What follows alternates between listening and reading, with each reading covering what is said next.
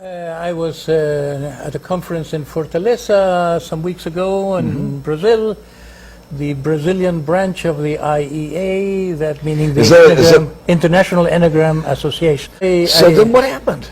You know, there's the Enneagram was secret in the days when I taught it. So yes, and even for Oscar, who called it proto-analysis, proto had the meaning of preliminary to the You word. were referring to Oscar Íšázó. Oscar Íšázó, who I learned it from. At the time, he used to say he had learned it from a very ancient source, from a Sumerian, Babylonians. We know that source. to not be true. And lately he's been claiming that he got it directly from a higher source and not from a historical source, from inspiration, from revelation, that is his word. That's probably closer to the truth. Yes, yes, I trust it. I get a lot of stuff from. I'm serious. I get a lot of my information from higher authorities, and so do you. Yes, yes. And we know that, and we trust this. Yes, and just like Oscar did not make a difference between what was his finding from inside of when he got from higher authority and what he got from word-to-mouth teachings, right, which was negligible. Just as he didn't make a distinction, I adopted the same style. So when people heard me, they thought I was talking about something that comes from Babylonian origins through Oscar Íšázó to me. I chose to do that intentionally, and I was remembering a recommendation of Oscar Wilde, who said, if you want an idea of yours to become famous, attribute it to a famous person. That's right.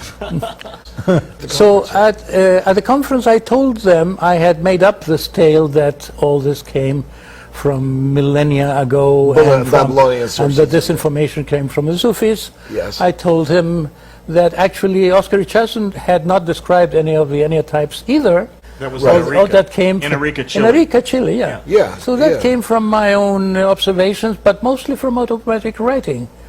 Automatic writing? Yeah, it came to me through automatic writing. What did?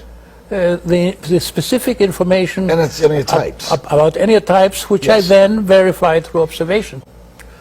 So that you were the origin of the enneatype concept. And you were the origin of the word enneatype. Yes. You suggested it, and I adopted that idea. Yeah. So I thought I would. I have called the people who created this movement, the Enneagram movement. Now it's called rather the Enneagram community. Yeah. The people who gave birth to that were people who had received filtrations from what I was teaching, which was supposed to be secret, but some people could not keep their mouth shut because the more narcissistic ones can be counted on talking. And and to some extent I had given permission to, like to Bob Oakes, a Jesuit with my group, I had authorized to teach a specific group of Jesuits in Chicago.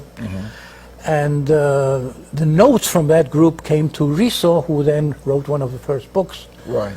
Who had never received an experiential those were borrowed, understanding of it.